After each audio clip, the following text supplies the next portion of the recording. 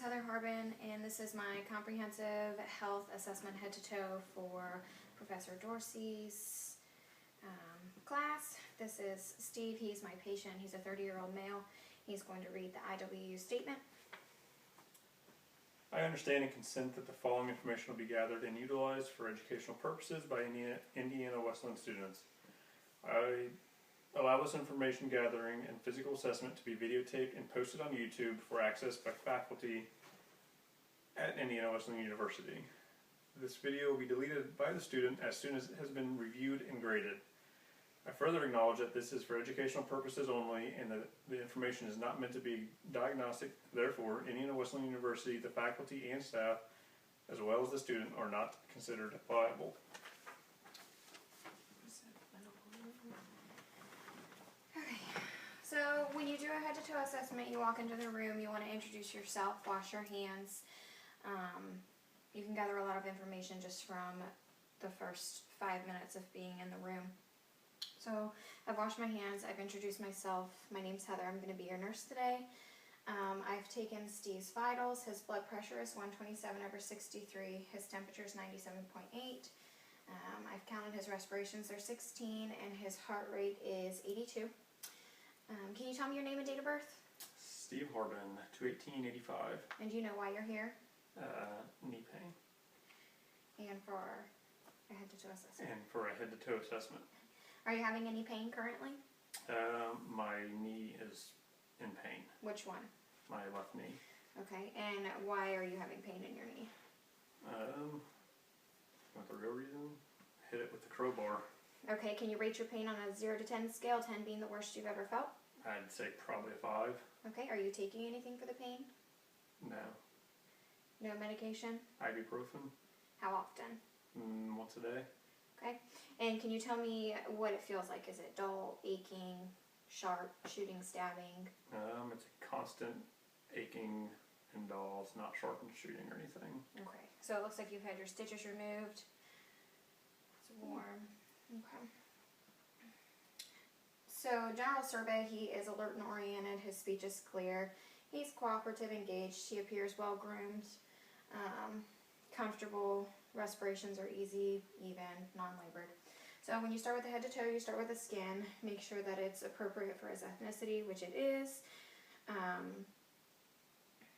It's dry. You can just look at it. Warm. Turgor, you can pinch and make sure that it goes back. Doesn't appear to be dehydrated. The knee injury, you could document under a skin assessment that he's got 2 lacerations here. They're red, minimal bruising. Then you can move on to make sure there's no open. Do you have any open areas on your body? No. No. If they were unable to talk, then you would actually inspect their body. Make sure you check every skin fold under your breasts, in the coccyx area, behind the ears. Moving on to the head and the face. His head appears symmetrical, appropriate size for his body. He doesn't have any involuntary movements or tics. Notice that he's got facial hair, no open lesions, hair is dry. He wears glasses. You can take his hat off. Here's a mess. Just make sure that there's no indentations here. Everything just looks appropriate. You can take off the glasses here. And Steve, I'm going to assess your eyes, your cranial nerves. You take a flashlight. Just look at my nose.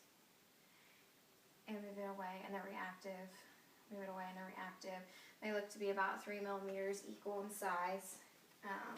Follows commands. Can you follow my finger? Mm-hmm. Can you clench your jaw for me? Mm. Are you having any pain when you do that? No. Here's your glasses back. Okay. When I touch your forehead, tell me if you can feel this. Yep. In your cheeks? Yep. Chin? Mm-hmm. Okay. Symmetry is noted when he smiles. Can you smile for me? Can you stick out your tongue?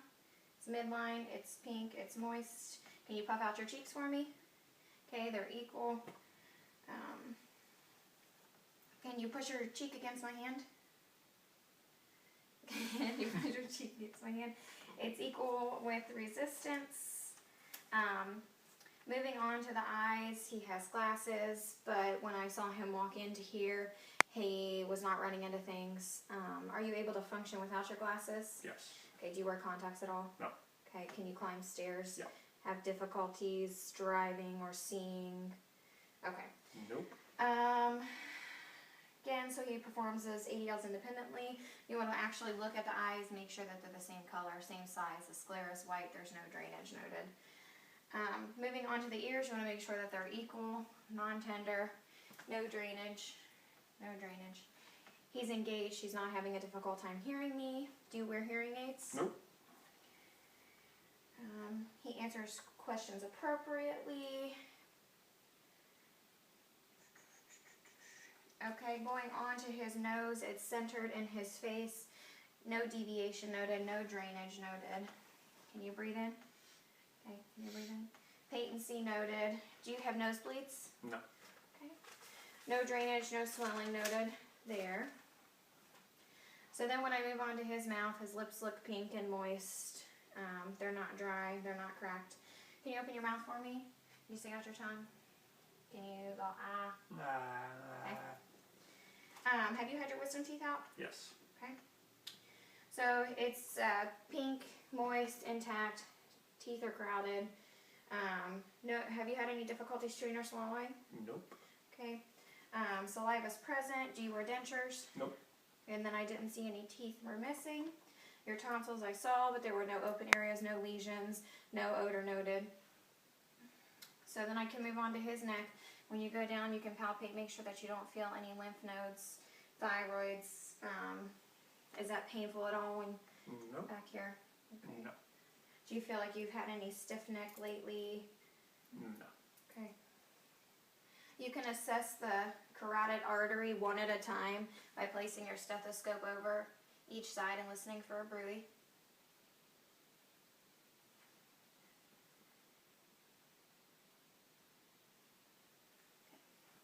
And then you want to also note if there's any jugular vein distension, which I don't note on him, which could be a sign of an underlying disease.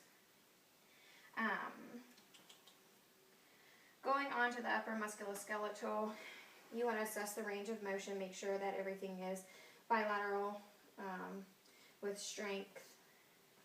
So can you grasp my hands? Okay. Can you push against me? Can you go like this?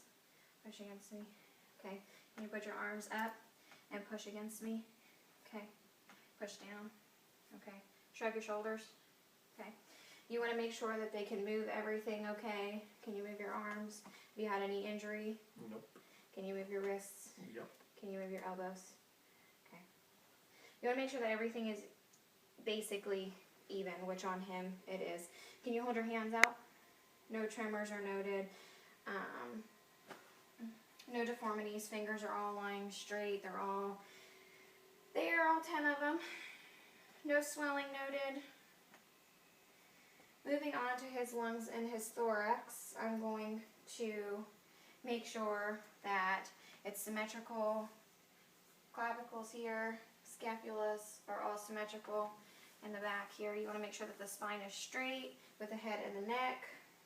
You want to make sure that the ribs are pointing in a downward slope and that there's no protrusions, no broken ribs. Do you have any broken ribs? Have you ever broke ribs? No. Then you can make sure that he's relaxed, he's comfortable, his respirations are easy and even. Make sure that they're within normal, which is 12 to 20. Again, he's at 16. Chest expansion is symmetrical with normal breaths. So I'm going to listen, and when I'm going to listen, I'm going to mostly hear vesicular sounds in a healthy person. Anteriorly, and then in the back, I'm going to hear the bronchovesicular and the vesicular sounds. You want to make sure that you listen to all aspects of the lungs, both left and right, and that you're pretty much hearing the same things. So I'm going to go ahead and listen to you. Can you take a deep breath? Okay. Can you take a deep breath?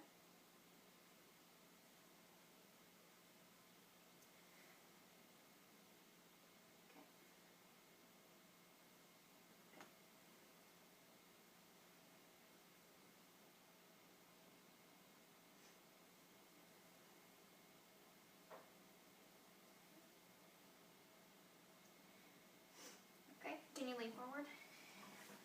Take a deep breath. Okay. Again.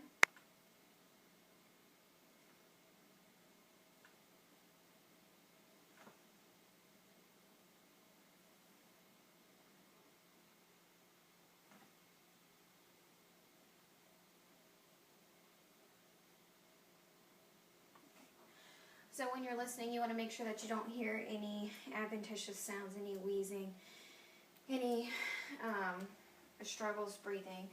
When you're listening to the lungs, you can also listen for the heart. When you listen to the heart, you want to listen for the apical pulse. You want to do that for a full 60 seconds. You want to make sure that you note the rate and the rhythm.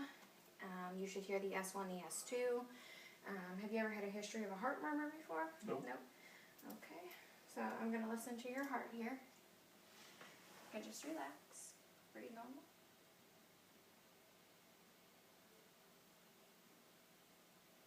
You want to make sure that you listen to all 4 aspects of the heart in the Z formation.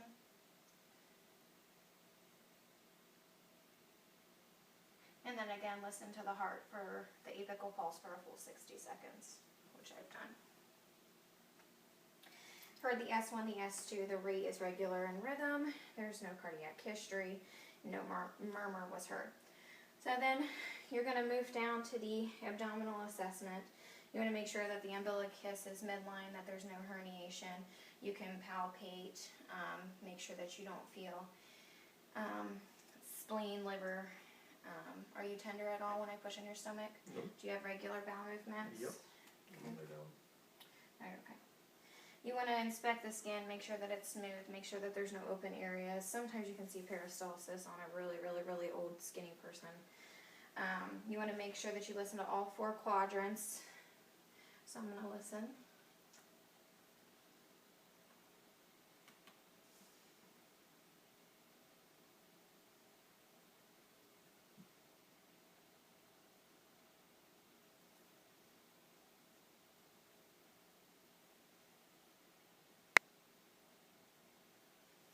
And he has hyperactive bowel sounds.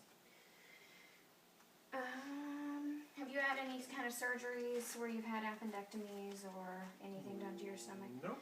No issues with hernias? Okay. So then you can move down to the lower musculoskeletal assessment, where you want to assess the legs here. You want to make sure that the legs are the same length. Have you had any hip surgeries? No. Have you had any knee surgeries? Yes. Okay. And tell me about your knee surgeries. Right knee's a partial from the military. Okay. And when was that? 2004.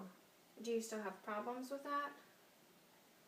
Just regular soreness once in a while, but not really. Okay. And then when did this accident happen in your left knee? May 17th.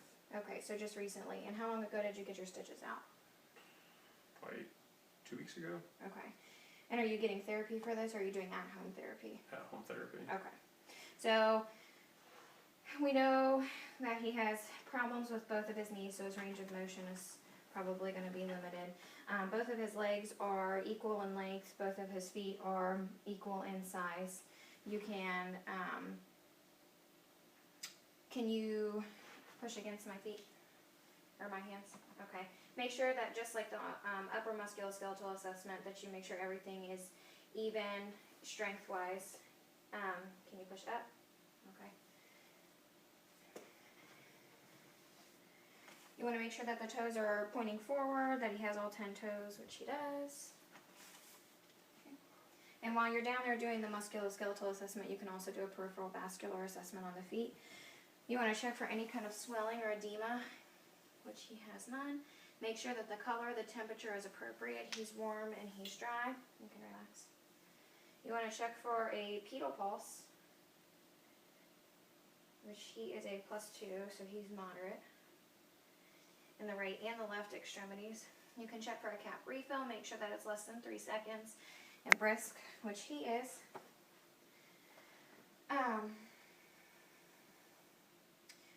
No cyanosis was noted. No swelling. Again, too, when you're doing the upper musculoskeletal assessment, you can do the exact same thing. Make sure that you feel for a radial pulse, which is a +2. Also check for cyanosis here, cap refill. Okay. So the neuro check you can kind of do when you're doing your head to toe assessment. He is alert and oriented ×4. Have you had any recent head traumas? Nope. Do you have any headache? Nope. His speech is clear and appropriate. His grips were equal. And then when I assess his gait, which I had done when he walked in, he was walking with a little bit of a limp. You can do a heel to toe assessment. Can you stand up for me? Can you touch your toes for me, please? Can you touch bend over and touch your toes. Okay, while they're doing that, you can also assess their spine and make sure that it goes down all the way. Other than that, he appears to be healthy. That is my head to toe assessment.